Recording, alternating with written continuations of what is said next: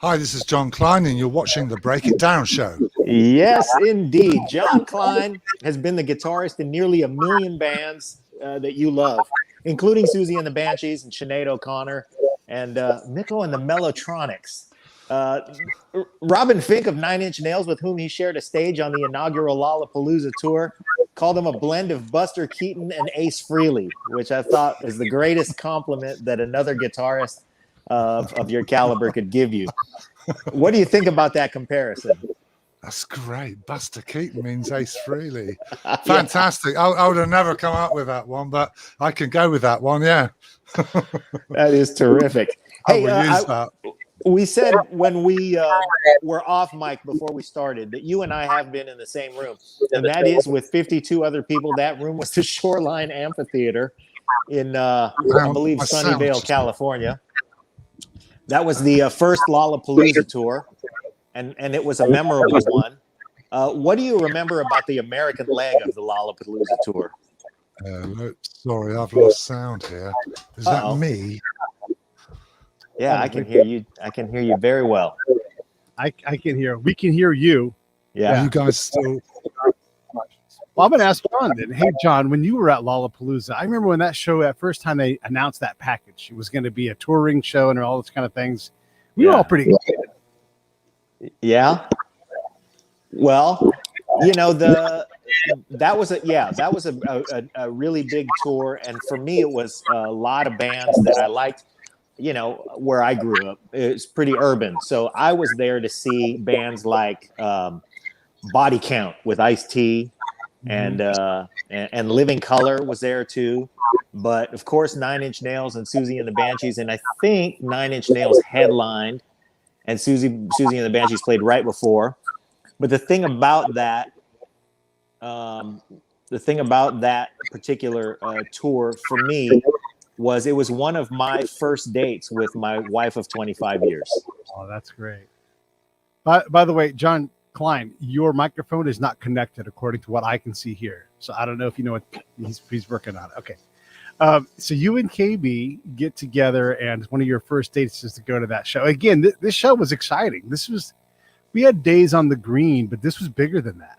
You know, yeah, like kind of the inaugural modern era of these giant music festivals. That's true. It was the first of the giant music festivals. And I would say that one in particular, it was a huge guitar fest. I mean, there were so many great guitarists on that tour. I mean, the aforementioned Robin Fink, and Jon was there as well. But we also had Vernon Reed from Living Colour was there. Doggone it, I can't remember the name of the guitarist from Body Count. It was Ernie something. I think it was Ernie Smith, and he was a monster of a metal player and a black metal player. So we had him and Vernon Reed on the same tour, and man, it was a guitar fest all day long. And there were lots of it was the first of the big music festivals. I mean, every time I go to something like Bottle Rock or something, I think back to that first Lollapalooza tour and what a mix of acts that was. Because the Days of the Green, you're right. I mean, just prior to that, I think what I saw was Monsters of Rock, which was all hair bands. You know, so that was the first time that we were, there were a lot of people exposed to a lot of different other bands. So I'm sure that there were a lot of, Body Count fans or Living Colour fans who were seeing Jon there for the first time that day, like I was. I want to also say this. Am I back, by the way? Sorry about that. I think the antivirus system on my computer just had a flip out and took me somewhere else for a second. So we're on Lollapalooza 91 at the moment, yeah? Yes. So interesting stories about Lollapalooza 1991. I think what we were talking about while you were gone was the mix of absolutely monstrous guitarists that were on that tour. And so many, such a variety. Because, I mean, really, I was there to see, guitar-wise, I was there to see Vernon Reed. I couldn't wait to see Vernon Reed with Living Colour. And then just all day long, one after another, to culminate with you and Robin Fink, of course, being the kind of co-headliners. What do you remember about that tour? Well, actually, now that you mentioned Vernon Reed, I do remember well, I met the Living Colour guys early on in the tour. I think it was one day we turned up and I was locked out of our porter cabin, and they let me in theirs, and they were really hospitable and really nice actually. But on one day we were in a changing room next to them in a building somewhere, and I heard this monstrously loud guitar coming from next door, and so we kind of knocked on the door. And Vernon Reed had his entire back line in their changing room, and it was his birthday. So I mean, I assumed that his birthday present from the crew was having this enormous kind of Mesa Boogie rig there, but apparently it was because they had a signal problem somewhere in his rack system, and they turned the rack system round, and there must have been 500 cables in the back of that thing. So I don't know if they got it sorted, but it was like quite a serious rig he had actually. No, he was very interesting. I mean, I don't know where to start on that one. That tour was absolutely insane. I mean, it kicked off in Phoenix, Arizona was the first date. And I remember when Nine Inch Nails, they were running their show off, I think it was off a 4-track TIAC, and it melted in about the third or fourth song, which I think that was the end of their show. And oh god, I mean it was chaos. I mean, there's one point where early in the tour, about a week in, where we were all at the same hotel, and I remember when we got back to the hotel after our set, I think Nine Inch Nails were in there, and they'd sent out, they were in the hotel bar, and they'd sent out for some pizzas. So these pizzas came in, and we're sat around, and they're kind of like, oh, they got pizzas. And Sue's like, where's mine? I want a pizza. So we ordered some pizzas in, and so, you know, there were kind of maybe 3 or 4 bands kind of in the next hour kind of sat there eating kind of third-party pizzas in this hotel kind of lobby. At which point the night manager came down and started to get all arsey and started threatening to throw us out of the hotel. And it became this really interesting debate. It was like, are you seriously going to empty your entire hotel because of a dozen pizzas? So no, they didn't do that in the end. But that was the first kind of tour party. There was another one later on in the tour that got really messy. I can't remember. Was that maybe as it was kind of approaching Florida? So because it was 10 weeks that tour, so there was definitely kind of a bit of kind of madness that was creeping up on that tour. So when the big party happened, I remember I was in the queue for extras at the hotel checkout the next morning, and we haven't had an hour's sleep, if any sleep, whatever. And Budgie picked up his extras, and I think it was about $1,500 or something for some champagne that he accidentally ordered or something.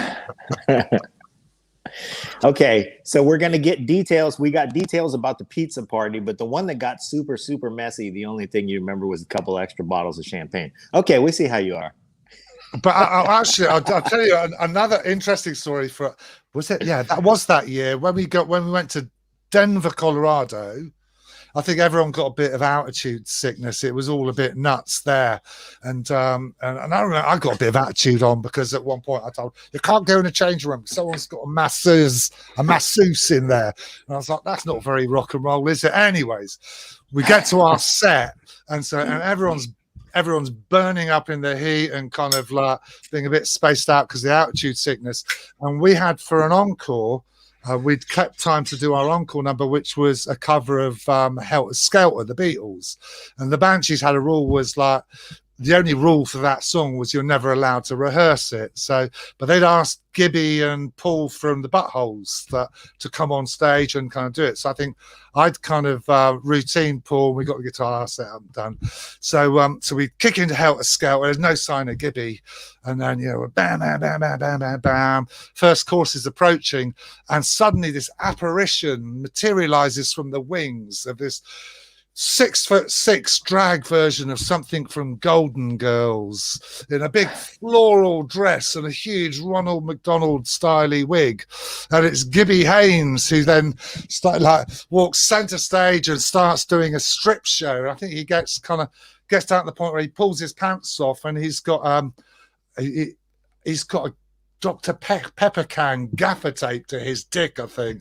It was absolutely, at which point, like, Sue was, right, everyone get him. And we all piled on it. It was just ended up this big pile of bodies in the center of the stage with the guitar necks and stuff sticking out of it, going clang. It was like kind of like a bit of a performance art kind of, yeah, Christian Marclay sort of thing, or something like Glenn Branca Orchestra. It was absolutely, yeah, there were plenty of messy moments on that. So I think, and the last one I'll tell you about was, I think that was in Florida, and Nine Inch Nails were leaving the tour because they're heading off early, because they're heading off to support Guns N' Roses in Europe. And so they had this thing where their crew would hit every town when they arrived, buy a load of $50 guitars, spray them all up, put them in a rack. And at a certain point, you know, it'd be grab a guitar, smash a guitar. And Dave Navarro had just, he bought a video camera a couple of months earlier. It was before I had a video camera. He said, oh, John, you know, I'm going to go and smash a guitar. You know, can you video it? You know, I'm like, yeah, sure thing. Yeah. So I'm going to sat there with a video camera in the wings, watching all these people marching on. And then I suddenly saw one of Ice-T's posse, this huge dude in an LA Raiders t-shirt that didn't quite look like he knew where he was going. And I thought, oh, this is going to be interesting. I'll follow him. I zoomed on him. And so I kind of filmed him, and he's kind of walking towards me, and then he walks past the rack of $50 guitars, and then finds another rack that's got like that's got Trent Reznor's Vintage Explorers on it, I think it was. I think he grabbed one of those and turned it into Matchwood. I don't know.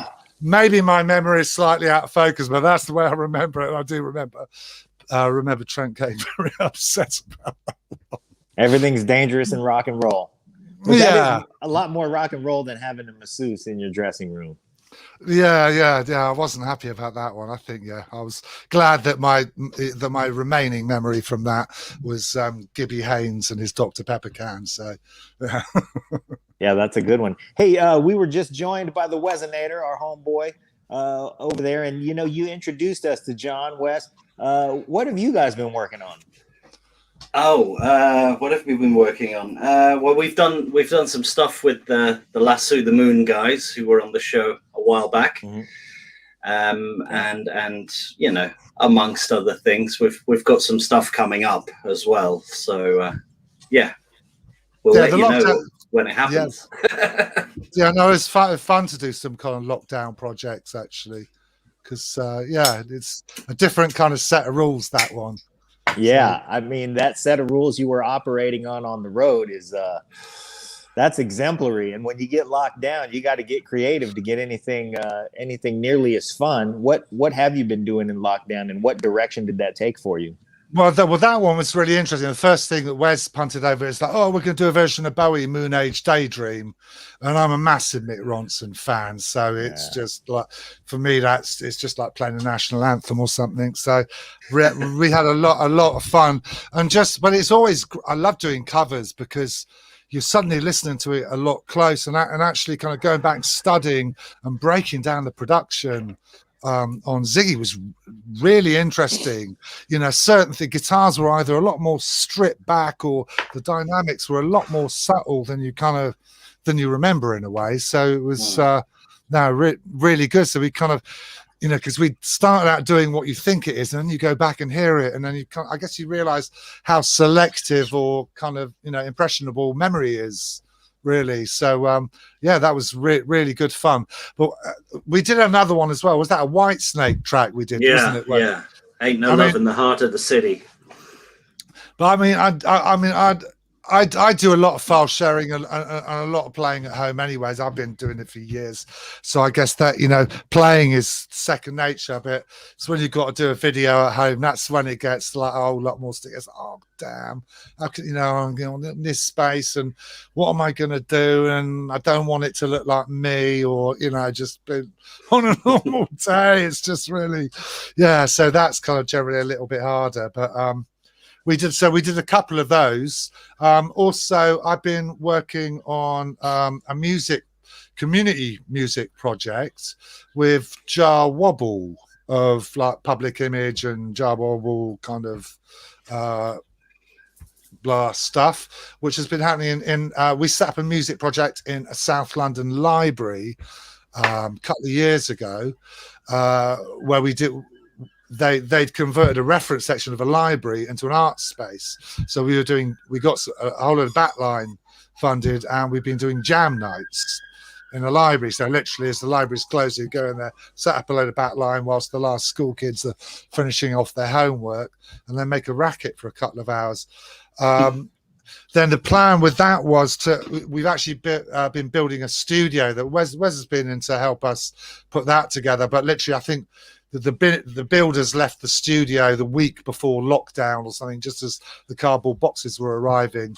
But we were going to start running courses. So what we've been doing in the interim is running courses on Zoom in affiliation with an adult education college in London, which has been really interesting. I haven't done teaching for a long time, and then trying to figure out kind of way to get certain plugins working, because what technology have people got available. We've got some people have got computers, some have got pads, some have only got telephones. So we wanted to run some kind of like workshop that was inclusive in that way. But we've made quite a lot of music, and we actually released a single on Cherry Red 2 or 3 months ago that got played on the BBC here, and the lead vocal was done into a telephone. So wow, that's kind of. That's terrific. Are you finding any good talent out there in these workshops? Yeah. Well, we got some mad regulars. So because our age range we've got is from 19 to 72 years old. Oh boy! So it's a real demographic, and I guess, I mean, the project's kind of aimed at more kind of middle-aged guys, and I guess it's from a mental health kind of point of view. But it is good having kind of, young female musicians on the sessions that are able to tell the older fraternity kind of, to be careful when they start cracking dad jokes or that kind of, borderline humor that's maybe unacceptable to the younger generation. Always good to get a reminder of that. So wow. So when you do things on Zoom though, and you're doing a workshop, it's tough because you can't get instant feedback. You have latency to deal with. So you can't play together. What's that like? I spent ages looking into that, and I mean, there's still people saying that they can get some of this software to work, but everywhere officially that I've looked, it looks like a real hack to get it to kind of possibly work, and then it's only possibly, and then also the issues with computer security at that point because of what you got to disable to get that to possibly work, that we decided we're just going to leave it. Hopefully it's for a limited period that we're doing it on Zoom. So I run Logic on Mac, and I found some plugins that you can then put that into the Zoom environment, so that when I screen share, I can put everyone inside Logic Pro, and so basically I file share MP3s of the homework, and then we'll do kind of lessons with different kind of videos or bit visual aids and stuff, but then use the piece of music that we've started. But and we'll just start it in a class, deciding on tempo, grab some loops, send everyone an MP3, and then everyone will just send me all their contributions, and then we'll arrange that together in classes. So it's kind of more that way around. So we're not really, we sidestep that issue of latency, because it just is a nightmare. The tech's not. Maybe, I mean, from what I can make out. My favorite kind of computer guru friend, he said that he advised that maybe he'd leave the real-time jamming till the quantum generation computers are in.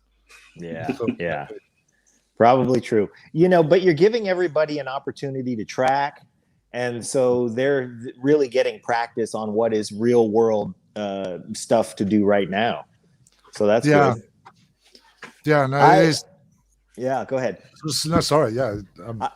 I play in I'm here in California in what we're terming Bayview Studios number 3. I just moved into this new place that's got a beautiful view. And so I try to gravitate towards views, and this is Bayview Studio number 3. But in my musical life, I play in a British rock band. Oh, wow. Yeah, called Uncommonwealth, with a fantastic guitarist named Andy Brunt, and he's the Londoner in the band that made us fantastic. that sewed up our shtick. So I'm going to challenge him, because I know he's probably watching right now, that he should join in on this thing and cut a couple of tracks and get some feedback on it. And he is absolutely brilliant and a lot of fun to play with. And I'll shout out our other guitarist, Doug Marcos, who, we're playing all covers. So I know exactly what you're talking about when you dig deep into these covers to learn the parts, and you start to pick the arrangement apart and really get an understanding for the song that you may have loved all your life. Yeah. And so that's a lot of fun. But, between these two guys, they are doing a lot of guitar work that it's so much fun to play in a band with two guitarists. And then Ruben Brunt is our keyboardist, and he is he's also British. So he brings British flair. Yeah. And he's Andy's son. So I do that to shamelessly plug all of my bandmates. No, that's cool. So can you give us some examples of your set list? Yeah, absolutely. So we play a lot of Stones. We play Stones. We play we do play Bowie. We play Heroes. We play China Girl. We play Rebel Rebel. Yeah, and shucks, we play some Steelers Wheel. We play all kinds of stuff. So I'm going to ask you though to challenge me with a two guitar song that we ought to be playing in our set, so that those guys can do some homework and learn it. A British band. Yeah. Status Quo. Well, Status Quo, which one? Down, Down. London Calling? Yeah. Okay. Well, there's Doug commenting on the show right there. So we know that they're doing their homework. So there you go, guys. There's your challenge. Oh, we got... Oh, brilliant. I look forward to checking you guys out. Yeah. They're a lot of fun. They really are. One of the funny things was we had Chris Hughes on the show a little while ago, Chris Merrick Hughes. And John had a question for him, but he wasn't able to make the show. And what song was it, John, with the drum part? You're like, is there a cheat for this? It was Everybody Wants to Rule the World. You know? I mean, in that track, there's a drum machine. There's a drum machine playing that dotted eighth note triplet thing, and I'm just tired. I'm trying to keep up with that thing, and I get tired. And I'm like, hey, what's the hack? What should I be playing? Should I just go, just play straight time? And his answer was, just play the damn song. That sounds like good wisdom. I mean, you do need to hear those kind of things from time to time, don't you? Yeah, I guess. I saw something on Instagram the other week, and I've been recently following Micko from Adam and the Ants, and he was playing with Shakespeare's sister just before lockdown, and there's some story about he was saying that Siobhan's a real talent and great stagecraft, but she gets all shy. He says, just sing down the microphone.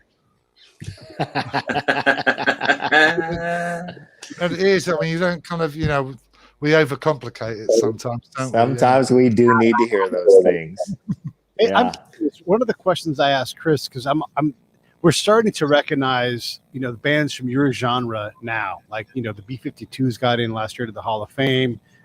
Great. And so it's starting to turn, but how do you define like all of these post-punk genres, big music, new wave? What is like you'll hear the Go-Go's, they're going in this year, I think. They're a standard rock and roll band, but because it's chicks, it was different. There's a little bit of punk rock wave. How do you define it? I don't know. I mean, when punk exploded, it exploded in so many different directions. I mean, what post-punk? I mean, where did the new wave term come from? Was that an American?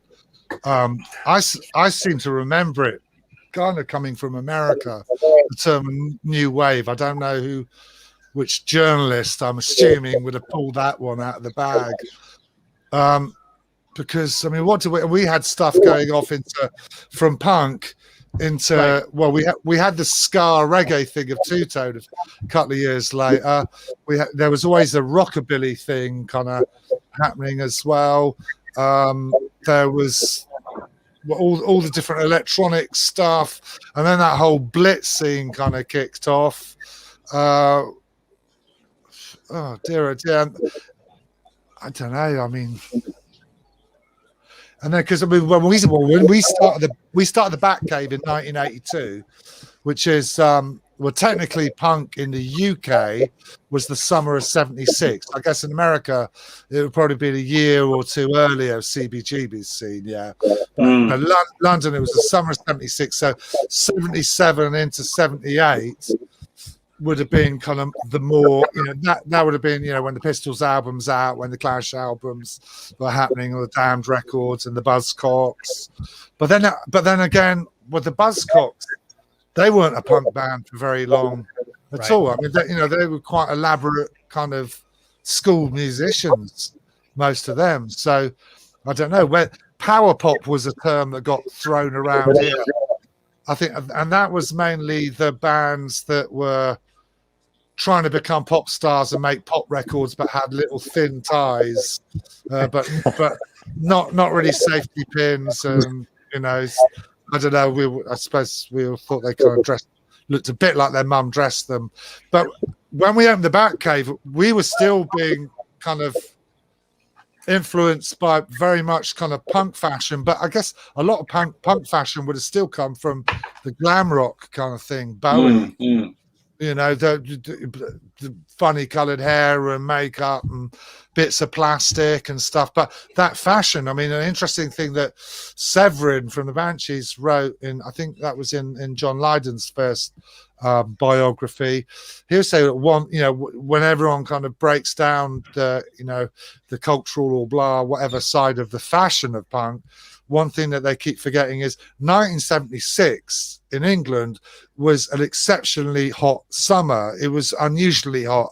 I mean, I remember it was kind of like a drought. I can still remember. I mean, I was a teenager. I remember seeing it rain for the first time in months. And this is England, so that never happens. But that year, it was kind of like our LA weather for maybe 4 or 5 months, which meant that all these kids are going to their punk shows and like cramming into a small sweaty room with their plastic bags and their safety pins on or whatever.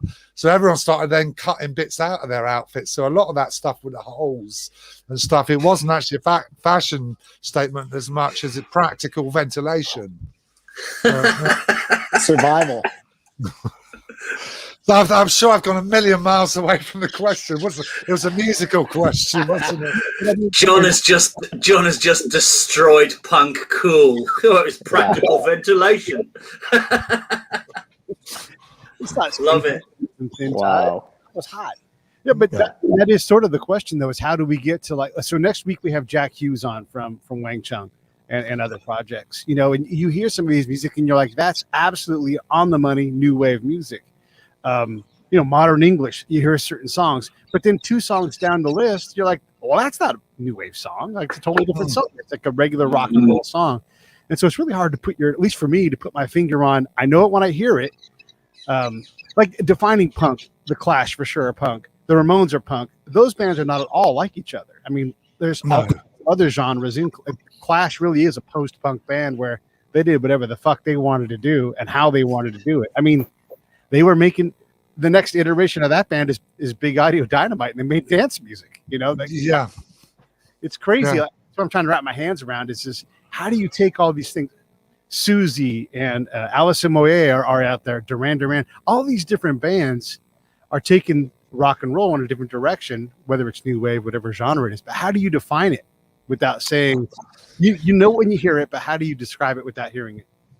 Well, that's difficult. I mean, in terms of it actually happening, I mean, I know in the UK, it's always because the UK is so small, and I guess in terms of ideas moving. Ideas get transmitted and received and mutated kind of really quickly. It's not like the USA where it takes like half a year to do a little tour around it, and by the time you finish, it's almost time to kind of go around again.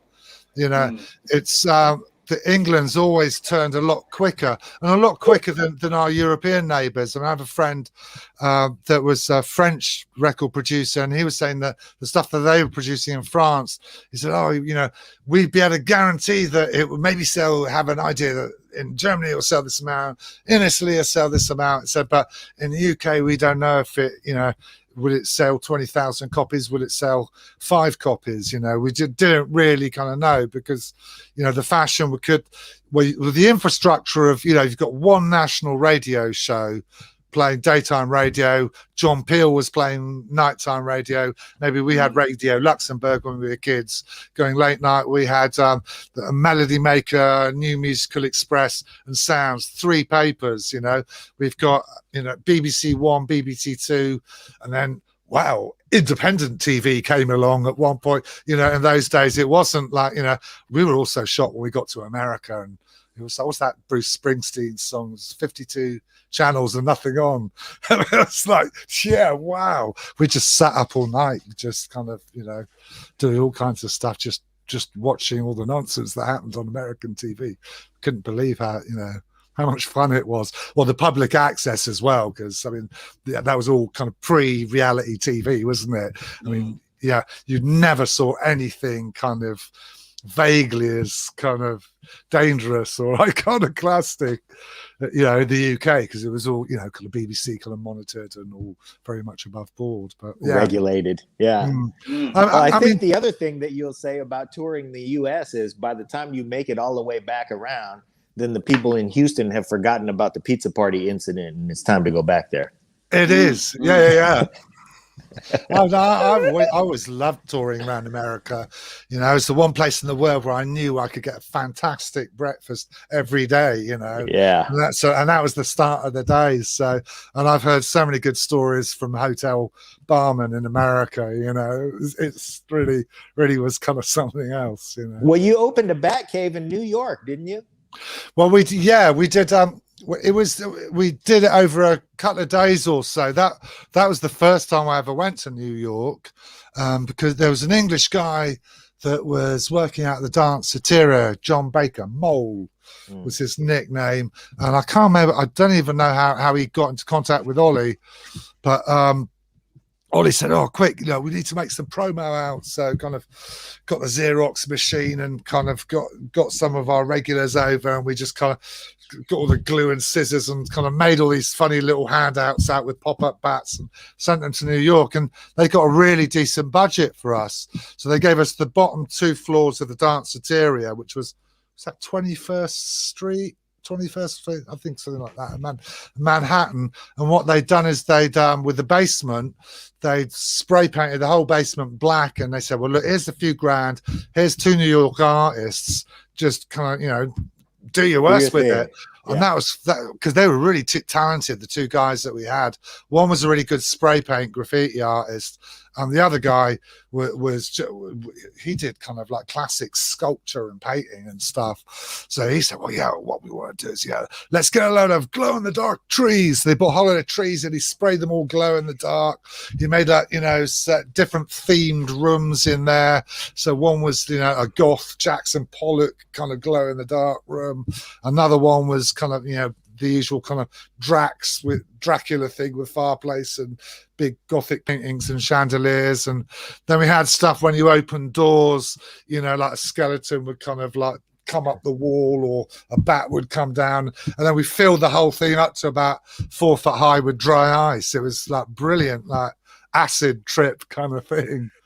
It worked really good and it really did kind of get a real buzz kind of going. We actually got a deal with Seymour Stein at Sire just on the basis of that one. So it just kind of, I think the right name, Ollie Ollie came up with the name, the singer from Specimen, for the Batcave. And he said that he was driving his car up past Abbey Road one day, and the idea just landed on his head. And from the minute we had the name, the Batcave, everything was really obvious. Everything for the branding, well, these days you call it branding, but the graphic kind of all fell into place. Yeah, it was so, and it also meant that then when we went to New York and stuff, they were easy ideas to kind of transmit with collaborators. So we really got great. There was another guy that we found in New York that, well, there were a couple of people that I met, but one guy that ended up making amazing props for us. I know because he was working in club area, like in the next kind of generation of kind of New York club lad. But he worked with John Carpenter on kind of movies like The Thing and stuff. So that was the kind of quality, the people we were meeting. And there was another guy, Screaming Mad George, this crazy Japanese guy that I met. And I'd seen some footage of his gigs at CBGB's, and the high point of his set was, so he had this kind of punk band. They're all maybe that was a new wave band, all dressed in kind of white kind of judo karate suits, and then when he kind of be building up to this moment in his set where he suddenly pulled all his giblets out from under his shirt, all his guts out, and because that's what he made stuff for movies, and then he pulled his dick out and then got a big pair of scissors and chopped it off, and that was like the finale of his set. And I went round to his flat, and his flat was amazing. Where was that? Just kind of above the village towards Midtown. It was real surreal. His flat had kind of man in bowler hat shaped doorways in it, and he was making all these models, like the stuff in Carpenter movies. They were using all the compressed air guns to make things move, and he showed me this video that he just made of a short film of a guy that gets up one day and starts having a shave and gets carried away, and then shaves all the skin off his face and then the rest of his body, and then ends up completely raw. And I'm kind of getting a bit grossed out, and I'm not eating the pizza that they ordered earlier, but and then he says, "Oh, let me show you my new model." He showed me the new model. So he's just showed me this gross out film, and he accidentally cut his finger, like a tiny little bit of blood's come out, and he fainted.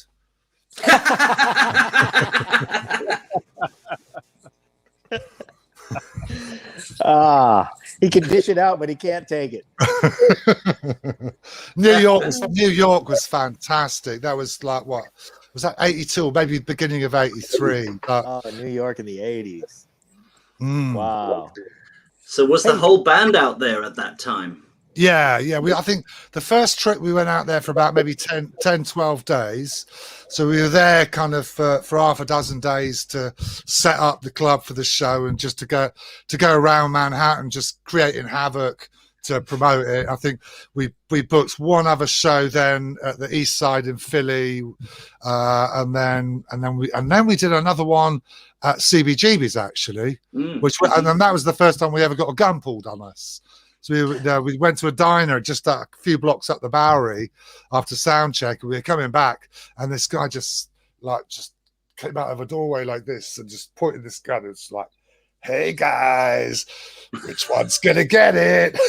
We were just like, "Don't look, walk, just walk. You know, just totally crapping ourselves, and then went back to CBGB's and got totally wasted. I think it was a terrible set. So drunk after that. It was it was a bit welcome to America moment. Wow. Because I've heard some mad Specimen stories from America. Oh yeah, well it was bonkers. Well, because we were self-managed, so then when we went back out later that year on a tour, and we took a PR guy that had been the editor of Zigzag magazine in the UK. We had Ollie the singer's sister that was a really good businesswoman doing our tour managing. She really managed to kind of get great things done. So yeah, but it was a bit kind of carnage, us kind of traveling around. I wouldn't even really know where to start. I mean, our drummer from that time, he says that's the tour that he measures every other tour on. It was just so mad. Yeah, I mean, there was one thing in LA as well. What was it? I met this mad woman called Linda Cossey, who lived up in Beverly Hills. And she was filming the gigs at Perkins Palace, Pasadena, for Gary Tovar, the promoter.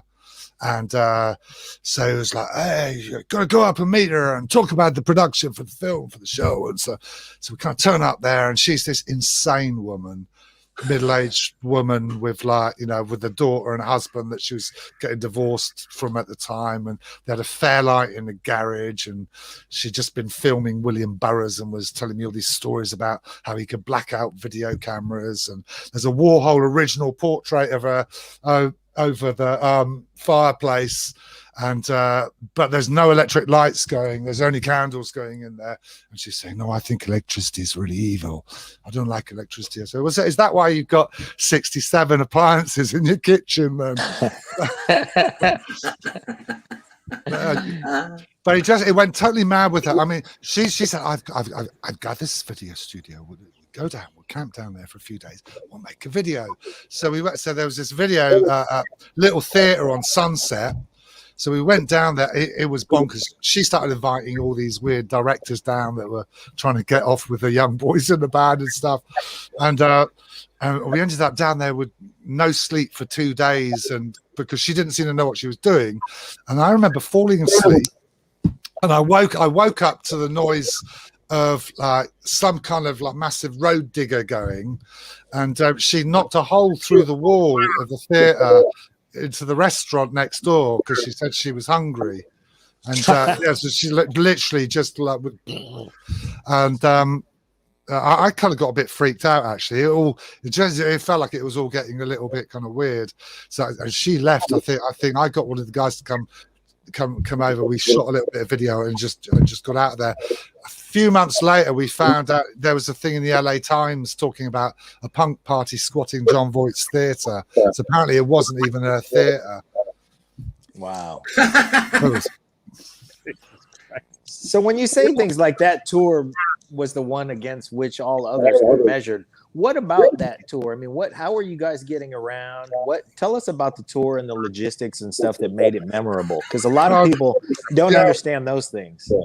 Well, we had a little splitter bus. So we had a guy, Ron Ackerman was our sound man that we got from where was he? He was a Philadelphia, and I can't remember what his background was. I always thought he was like, I heard some story about him being ex-CIA, but he was really funny. So we had him doing our sound, and a little driver called Art, who was the first person I ever saw with a little goatee beard and kind of like nerd, like looked like a grunge kind of guy in 1983 even. So and he had a little splitter bus. So we basically, the first part of it we were driving, and interestingly enough, I'd spotted, I was being a big Bowie fan, I always loved Aladdin Sane's one of my favorite ever albums, and I kind of realized, well, hang on, that starts off at a New York party, then it kind of heads up towards, North America, and it's Panic in Detroit and all that kind of stuff. And it's gradually getting a bit madder. And then it gets to Cracked Actor, and you're in LA, and the album gets totally disorganized and a bit insane at that point. So it was really, I had that in my guess because we just bought Ghetto Blasters on the trip before. That was literally the year that Double Decks came out. So we were all sat in New York, recording Kiss FM off the radio and then bootlegging each other's tapes, making copies of that. And I had kind of Aladdin Sane kind of going on all the way through, driving up. So what it would have been doing, what kind of Philly, kind of Boston Rat Club, Toronto, Detroit, Chicago to Minneapolis, and then maybe you took a plane from there. But it was odd. I think in Toronto, was it Larry's Bar? Our dressing room was in a brothel upstairs. That was really interesting. Then when we got to Detroit, the journalist that we had with us, Chris Nees, was a bit insane. He was king of English toilet humor, and so backstage in our dressing room, there was a toilet in the corner, and he was talking to it like most of the evening after our gig, and we were like, Chris, he was chatting up this toilet, and. And yeah, well, my new friend's called Trunky, you know. It's like, so that later on, we're on the bus. It's like, oh, I want to go in the bunk. It's like, oh, Chris, I can't get in the bunk. There's a bloody toilet in the bunk in the back of the truck. So he basically adopted this toilet and brought it on our bus with us.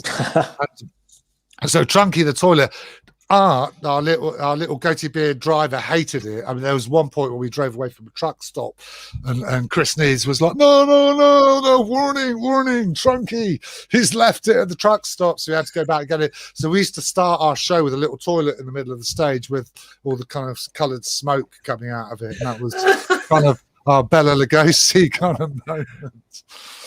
But yeah. Yeah. See, this is where creativity really comes into play, because I've had colored smoke coming out of my toilet a few times, and I never thought to bring it on stage with me. Anyway. Yeah, but that's because you eat too much Mexican food, man. Yeah, never too much. Never too much. I know. I agree with you. Oh, too right. Yeah. No, I love Mexican food. Those are crazy stories, man. It's that time in New York City, the explosion of punk and all that stuff, and just the redefining of what normal was. I mean, it's such an incredible time. Would you change much if you were able to go back about what you did and the choices you made along the way?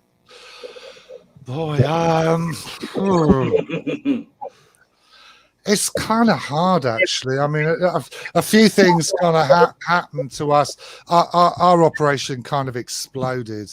And it was a bit weird because, I mean, we kicked off kind of better in the US than we did in the UK in a way, because in the UK it was very much synthy pop by, early 80s. And we really wanted to make a rock record. The first single, the first single that we did was great. We did it with John Punter, who produced Roxy Music, and then we did kind of, So by the time we had our little mini album done, it was never meant to be an album. Actually, it was only because we did a couple of single sessions. We disagreed with the label about the B-sides, so we did some extra tracks, and then they suddenly said, "Well, hang on, we can sell this as a mini album," and. But it meant that we were getting proper press then, and we were getting really nice reviews and really good coverage from kind of Rolling Stone magazine. So we just saw it as US was a way to get more into kind of the rock market, but it meant that we did end up kind of falling out with our label in England. We basically halfway through that tour, we just set our own sessions up in New York with a producer and just told our label that they were going to pay, and they never did pay. And it was that was one of the things that blew us out. But there was also some bad behavior that backfired on us as well. Like one member of our band had tried to mail home someone's Christmas present from a Warner's office in San Francisco, thinking it was just kind of like general merchandise. And it was a bag of something. What was it? Oh, I don't know, it's just some T-shirts, but it was someone's Christmas present. And that's because, he'd been taught by our journalist friend in New York. He said, our journalist friend this is how journalists survive. You go to the record company and you chat up the secretaries, and you go, oh, yeah, no, I love that artist, I totally, I love Celine Dion. I'll take as many Celine Dion albums as you got, and then you get all these books of records, and then you get taxied out of Bleecker Bob's, and you sell them all. So Chris had taught some members of our band that's how you make your extra per diems. The problem was, when we got to Warner's office in Burbank, a certain nameless member of our band went up to one of the secretaries in A&R and said, oh, there's a box of records in the corridor here. Could you please mail it to this address in London? And it was, sadly, it turned out to be the head of A&R's personal record collection. Oh. So basically, so you imagine all this, because, we'd been really lucky. We were dealing with Seymour Stein directly, and I was doing all the artwork, and he was just like, hey, just do it yourself, I'll pay for it and whatever, you guys really know what you're doing, and if your label ever starts messing you around, you need support, come straight to me. So there was a certain point when we were doing these recordings and our label was saying, no, you should come back to London and do a pop cover of something, And so we did go to Seymour Stein and say, Seymour, you said you'd help us. Help. And but at that point, so he put the word out, and he heard about the T-shirts in San Francisco and the headed A&R's records in LA. And basically he got the word that they're trouble, that lot. You don't want them in your office. So I think he just kind of watched our chart positions, and when stuff didn't keep kind of climbing up the Billboard chart, they were kind of like, he was waiting to hack. Yeah. Wow. So, but you know what? When I chat to Ollie, sometimes we say, "Oh crumbs!" But if we had made it, if that band had made it in that situation with no control over us from any kind of level of management, at least one of us would have been dead. Yeah. Wow. It was messy, but it was just one of those things. It wasn't meant to last, but wow, it was an amazing way to see America. I bet. Hey, so you've got let's see, you got a Telly back there, you got a Strat, and I can't really see what that Gibson is back in the back. Maybe Les Paul. No, that's a Yamaha. Oh, is it a Yamaha? The heaviest guitar in the universe. Oh wow. Yeah. So, which is cure. This one's really strange because it's a 2100, and what happened? I bought, because I got a 1000, which was the first one I had with Specimen, because I was playing a Dan Armstrong plexiglass that time, but it got stolen. So I got one. Everyone was using the Yamahas in the early 80s. Yeah. Big Country, McGeoch and the Banshees was using them. And they're a bit screechier than a Les Paul. They've kind of definitely got a bit more of a metallic kind of noise. So I was looking for one in 2008 when we were doing our Batcave 25th anniversary. And Martin, the old keyboard player from the Banshees, he said, "Oh, I've got one." And like the guy that I bought it off eBay, and the guy said it used to belong to a big band. And I said, "Oh, hang on a minute, let's have a look at it." And it turns out it was the same one that we bought in my first week in the Banshees from the rock shop in Camden, and I know it's the same one because I think the first time we turned up to a TV show to mine, I had that and I didn't have any plectrums, and I asked our bass tech. I said, "Oh, I've got a plectrum I can borrow." He said, "I've only got Severins and they're metal." And because when you're miming, you're not playing properly, and at the end of the show, it was scratched to bits. This brand new guitar. Oh. So that was how. But that's how I kind of identified that it was the same guitar. But it's great. I mean, it's just got a slightly different kind of. I've been using it on some stuff lately that I'm trying to get kind of a bit more like late 70s kind of sounds. Yeah. Yeah. And if it's a heavy guitar, you were used to the weight anyway from playing the that acrylic guitar, because those things were heavy too. Yeah. I mean, I'm not so much into kind of heavy guitars these days, but I don't know. I mean, I've been also learning to play a 7-string in lockdown. Oh yeah, which has been really interesting because I mean, I suppose most of the 7-string you see is all kind of metal, but I've actually been using it to overdub really interesting parts on more kind of cinematic stuff that I'm doing, where you want just big low power chords, like kind of pads almost. And the way that you riff on a 7-string is really different. It's kind of different kind of positions, and the way that it messes with your peripheral vision, even though because it's 6 strings the same as the normal guitar with the one on the bottom, but that confuses everything in my brain. So I think it's kind of so improved. The 7th string is a low B. Yes, a low B, which I'll drop down to an A. Okay. And that does throw everything off. I was going to ask, is there one axe that you reach for more than the others? Oh, God. That Stratocaster, actually. That Strat is awesome. It's one of my favorites. Uh-huh. So that I bought that from Guitar. This one came from Guitar Center in Dallas in '95. So I think they were Stevie Ray Vaughan. Yeah. But my friend sent it over, and she got him to put a Jeff Beck in the back.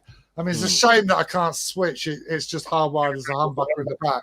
But it really does. I mean, you know, it is the nicest kind of Strat I've played. So it kind of sits in between everything else, and You know, it just plays really well, and I guess it's the one that's normally hanging on the wall next to me. So whenever I'm working, if I grab a guitar, it's more often kind of that one than something else. So. Okay. But well, you brought up Stevie Ray Vaughan and Jeff Beck, so I'm going to say this.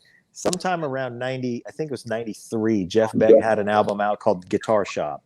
Yeah. And I went to go see that tour. Yeah, right. I went to go see that tour, and I went to see Jeff Beck. But the opener, the show that I went, and they leapfrogged, just like you guys did on Lollapalooza, but they leapfrogged. The opener that night was Stevie Ray Vaughan. But I went to see Jeff Beck, and I love Jeff Beck. But that night, Stevie Ray Vaughan whooped his ass. I mean, we walked away from that show going, what on earth did we just saw whooping? And it didn't. I was there with 3 other guys, and we, all just music nerds, and we were flabbergasted at what we saw. So between the 2 of those guys, who do you like? Well, I mean, like you, I like both of them, and kind of like both of them for different reasons. I mean, I guess I became aware of Stevie Ray Vaughan with Let's Dance Bowie, I suppose, and I don't think I fully appreciated him at that point. I was always into Bowie guitar players, so I studied kind of all of them. Sure. I loved Ronson for his melodic playing, but the experimental players like Ballou that had come from Zappa and stuff, I loved, and Fripp. But Stevie Ray Vaughan, the more and more I listen to him, the more I like him. And the one thing I really come to love about him is just the visceral power in his playing. It's kind of unparalleled. The visceral power, and the because I don't know, is that true, or is it an urban legend that he used to put super glue on his arm and then stick his fingers to it and pulled his skin off for his fretboard hand because his strings were really heavy, and he used to wear them out. But his tuning was so solid, wasn't it? And that, which kind of brings me to the only thing that sometimes with Jeff Beck, I mean, I love Jeff Beck. He's an incredible player. He's so articulate, and he was so good from early on. But sometimes I'm kind of thinking, it's a bit out of tune now, isn't it? He's got his little pinky whammy bar, and it is incredible. I remember the first time I saw him. What was the solo on that Roger Waters album? Amused to Death. Yeah, that was like, oh my god! I think that's the best. That's the best thing he's ever done. Wow. How to say something with one note. But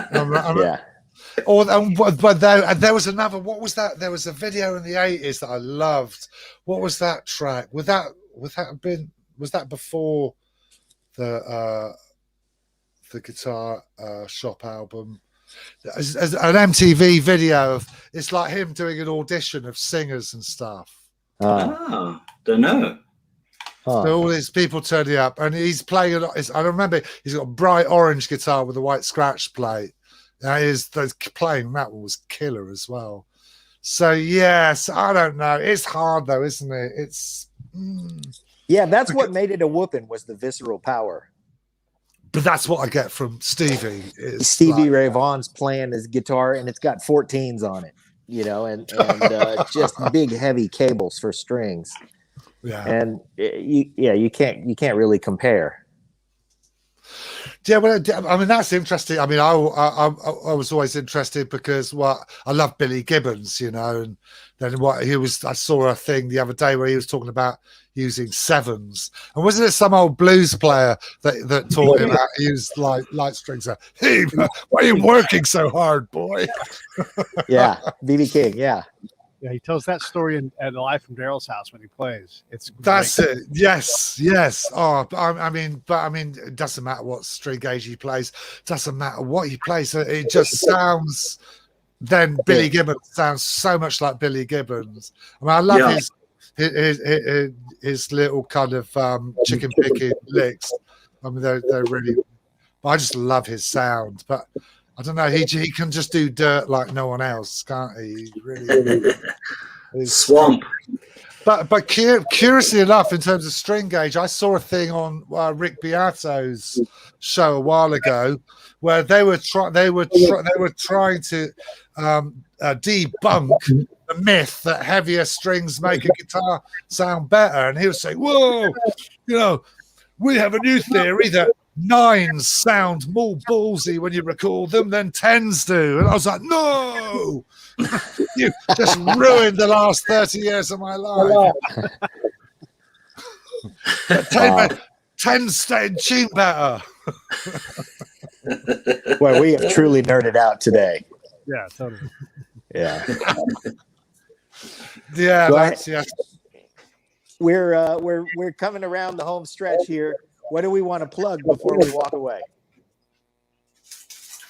What do we want to plug? Yeah. Ooh. Don't let that question be the stumper. Half pigeon, half dove. Half dove, half pigeon. Yeah, it's hard. I've just been working on an album, but I've been sworn to secrecy on it, so I'm not allowed to say. All right. But half dove, half pigeon's the one that we did with the Mellotronics, and there's a few other things, but I'll have to think about that. Okay. Well, now whatever it is you're doing, we find nowadays it's not just the latest thing. Everybody finds everything on the web, and they can go to your back catalog and they can refresh their memory with the stuff that you've given us, and you've given us so much over the years that I just wanted to say thank you on behalf of our listeners and on myself, and thanks for challenging the guitar players in my band, and thanks for sitting with us today, Jon. We really appreciate it. And Wes, as always, thanks for bringing Jon. I think I'm going to put some more music up online soon, actually, because I don't really. There's a lot of my stuff that I don't have out there anywhere now, and I think enough time's passed to possibly start refiling it. I mean, I do that with some of my filmmaking more than I have done with my music, but I think since lockdown, and that's actually kind of true of a lot of people I know, a lot more people I know are making a lot more music in the last year than they've made probably in the decade before. So there seems to be a lot of activity out there. And some of the stuff that I've been doing is learning how to play songs of mine that I've released but never learned to play. So I think I'm going to start kind of getting some of that stuff on. So I'll let you know. Terrific. Well, I'm comfortable speaking for Pete and saying that consider us members of the Jon Klein Army. Whatever you're doing, we're doing with you. So anything we can do to promote and help, please count us in. And man, thank you so much for all the music and for sitting with us today. Oh, no, absolute pleasure. No, it's been great fun. Stand by. Hey, thanks for watching the show. I really appreciate it. Right here, you can subscribe. Please do that. It makes the show grow. Hit that notification bell so you know which incredible guest is coming up next. Down below is the PayPal link. You can put a small subscription in. That is an enormous help. All that money goes right back into the show. And then right up over here are the next episodes you should listen to, curated by yours truly. Thank you so much